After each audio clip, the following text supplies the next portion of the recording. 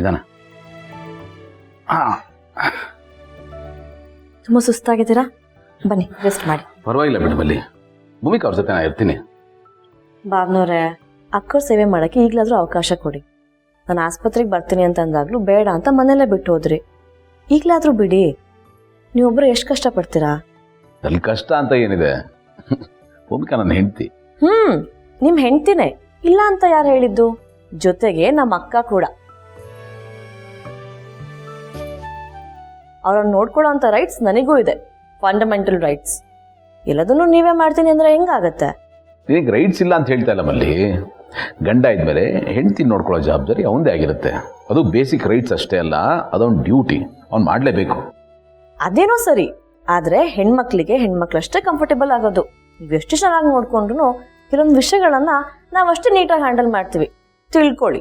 ಅಂದ್ರೆ ಇನ್ಮೇಲೆ ನಾನು ಔಟ್ ಆಫ್ ಡ್ಯೂಟಿನಾ? ಇಲ್ಲಪ್ಪ, ಅಷ್ಟೊಂದೆಲ್ಲ ಸ್ವಾರ್ಥಿ ಅಲ್ಲ ನಾನು. ನಿಮ್ಗೂ ಅವಕಾಶ ಮಾಡ್ಕೊಡ್ತೀನಿ. ಫಸ್ಟ್ ಶಿಫ್ಟ್ ನಿಮ್ದು, ಸೆಕೆಂಡ್ ಶಿಫ್ಟ್ ನಂದು. ಅಂದ್ರೆ ಅಕ್ಕವ್ರ ಸೇವೆ ಇನ್ಮೇಲೆ ಶಿಫ್ಟ್ ಪ್ರಕಾರ ನಡೆಯುತ್ತೆ. ಚಾನ್ಸೇ ಇಲ್ಲ. 24/7 ನಂದೇ ಶಿಫ್ಟ್. ಬಾಬ್ನವ್ರೆ, ಇದು ಡ್ಯೂಟಿ ಅಲ್ಲ, ಸ್ಪರ್ಧೆ ಆಗ್ತಾ ಇದೆ. ಅಕ್ಕವ್ರಿಗೋಸ್ಕರ ಯುದ್ಧ ಅನ್ನೋದನ್ನು ಆಶ್ಚರ್ಯ ಇಲ್ಲ ಅಂತ ಅನಿಸ್ತಾ ಇದೆ. ಯುದ್ಧನಾ? ಅದಕ್ಕೂ ರೆಡಿ. ಮಿಸೈಲ್ಸ್ ಒಂದು ಇಲ್ಲ ಅಷ್ಟೇ, ಬರೀ ಬಾಯ್ ಮಾತಿನ ಯುದ್ಧ. ಅದಷ್ಟೇ ನಮ್ಮ ಕೈಯಲ್ಲಿ ಆಗೋದು.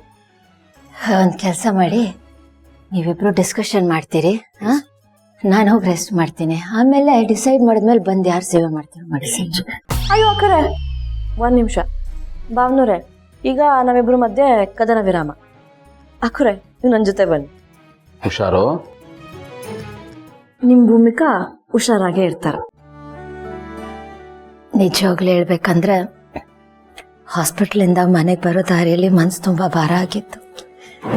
ಮನೇಲಿ ಕಾಲಿದ ತಕ್ಷಣ ಭಾರ ಅರ್ಥ ಆಗೋಯ್ತು.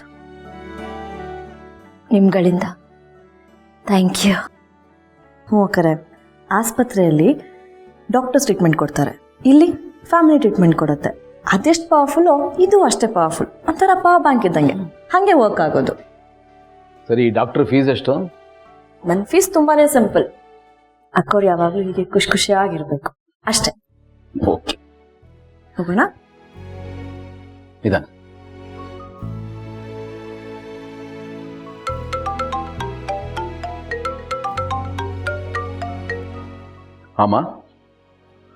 ಆಮ ಬಂದೆ.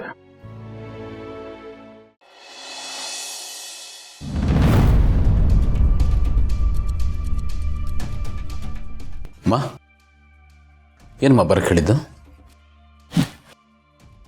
ಗೌತಮ್, ಇತ್ತೀಚೆಗೆ ನಿನ್ನ ಮನಸ್ಸಲ್ಲಿ ನನಗೆ ಮೊದಲಿದ್ದ ಜಾಗ ಇಲ್ಲ ಅಲ್ವಾ? ಯಾಕಮ್ಮ ಹಾಗೆ ಹೇಳ್ತಾ ಇದ್ದೀರಾ? ಅದನ್ನು ನಾನೇ ಬಾಯ್ಬಿಟ್ಟು ಹೇಳಬೇಕಾ? ಅಲ್ಲ ಗೌತಮ್, ಎಷ್ಟು ಸಲ ನಿನ್ನ ಹತ್ರ ಕೇಳಿದ್ದೀನಿ ನಿನಗೂ ಭೂಮಿಕಾಗೂ ಏನಾದರೂ ಸಮಸ್ಯೆ ಇದೆಯಾ ಅಂತ. ಆದರೆ ಪ್ರತಿ ಸಲ ನೀನು ಏನೂ ಇಲ್ಲ ಅಂತ ಹೇಳಿದೆ. ಹೀಗೆ ನೋಡಿದರೆ ಇಷ್ಟು ದೊಡ್ಡ ವಿಷಯ ಮುಚ್ಚಿಟ್ಟಿದೆಯಾ? ಯಾವ ವಿಷಯಮ್ಮ? ಭೂಮಿಕಾ ಆರೋಗ್ಯ ವಿಷಯ.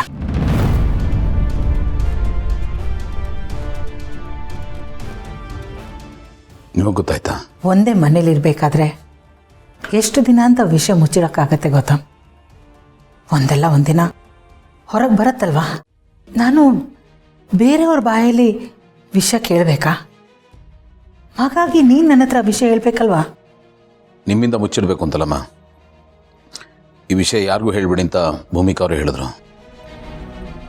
ಮನೆಯವ್ರಿಗೆ ವಿಷಯ ಗೊತ್ತಾದರೆ ಕಣ್ಣೀರು ಹಾಕ್ತಾರೆ, ಅದನ್ನು ನನ್ನ ಕೈ ನೋಡೋಕ್ಕಾಗಲ್ಲ ಅಂದರು.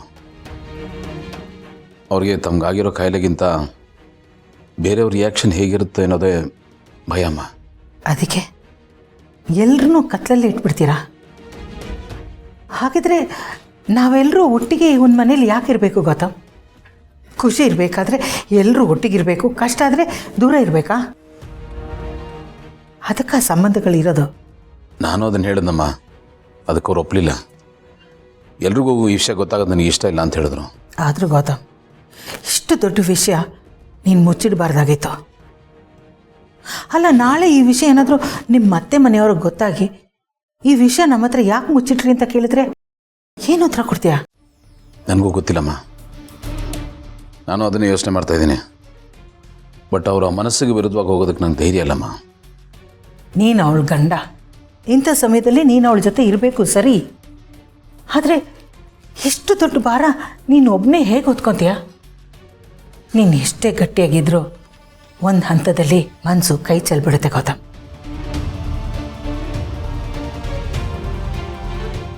ಸರಿ, ಮುಂದೇನು? ಡಾಕ್ಟರ್ ಟ್ರೀಟ್ಮೆಂಟ್ ಶುರು ಮಾಡಿದ್ದಾರೆ. ಮೊದಲು ಆ ಕಡೆ ಫೋಕಸ್ ಮಾಡಬೇಕು. ಮುಂದೇನು ಅಂತ ಆಮೇಲೆ ಯೋಚನೆ ಮಾಡೋಣ. ಆಮೇಲೆ ಅಂದರೆ ಯಾವಾಗ ಗೌತಮ್? ಸತ್ಯನ ಎಲ್ಲರಿಂದ ಎಷ್ಟು ದಿನ ಮುಚ್ಚಡಕ್ಕಾಗತ್ತೆ? ಬಟ್ ನಿಮಗೆ ಈ ವಿಷಯ ಗೊತ್ತಿದೆ ಅಂತ ದಯವಿಟ್ಟು ಅವ್ರ ಮುಂದೆ ತೋರಿಸ್ಕೊಬೇಡಿಮ್ಮ. ಸರಿ, ಡಾಕ್ಟ್ರ್ ಏನು ಹೇಳಿದ್ರು? ಈಗ ಟ್ರೀಟ್ಮೆಂಟ್ ಶುರು ಮಾಡಿದ್ದಾರೆ.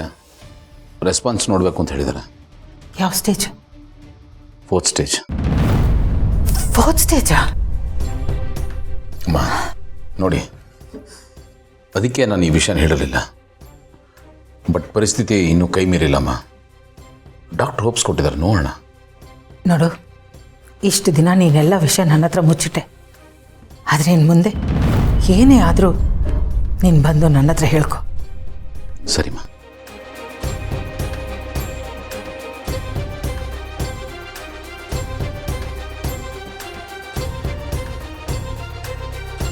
ಹಲೋ ಶಕುಂತಲ ಅವರೇ, ಫೋನ್ ಸಡನ್ನಾಗಿ ಕಟ್ ಆಗೋಯ್ತು, ಕೇಳಿಸ್ಲಿಲ್ಲ. ಏನೋ ಹೇಳ್ತಾ ಇದ್ರಿ ನೀವು ಭೂಮಿ ಬಗ್ಗೆ. ಇಲ್ಲ, ಅದು ಭೂಮಿಕಾಗೆ ಸ್ವಲ್ಪ ಹುಷಾರಿಲ್ಲ ಅಷ್ಟೇ. ಹುಷಾರಿಲ್ಲ ಅಂದರೆ ಏನಾಯಿತು? ಒಂದು ಸ್ವಲ್ಪ ಕ್ಲಿಯರಾಗಿ ಹೇಳ್ತೀರಾ? ಟೆನ್ಷನ್ ಆಗ್ತಾ ಇದೆ. ಅದು ನಾನು ಹೇಳೋ ಪರಿಸ್ಥಿತಿ ಬರುತ್ತೆ ಅಂತ ನಾನು ಅಂದ್ಕೊಂಡಿರಲಿಲ್ಲ. ನೀವು ಪ್ಲೀಸ್ ಹೇಳ್ತೀರಾ? ತುಂಬ ಟೆನ್ಷನ್ ಆಗ್ತಿದೆ ಶಕುಂತಲ ಅವರೇ. ಭೂಮಿ ಓಕೆ ಇದ್ದಾಳಲ್ವಾ?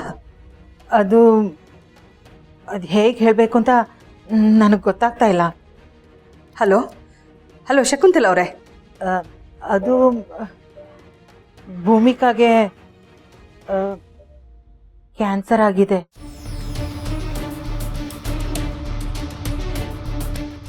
ಏನು ಹೇಳ್ತಾ ಇದ್ದೀರಾ ಶಕುಂತಲ ಅವರೇ?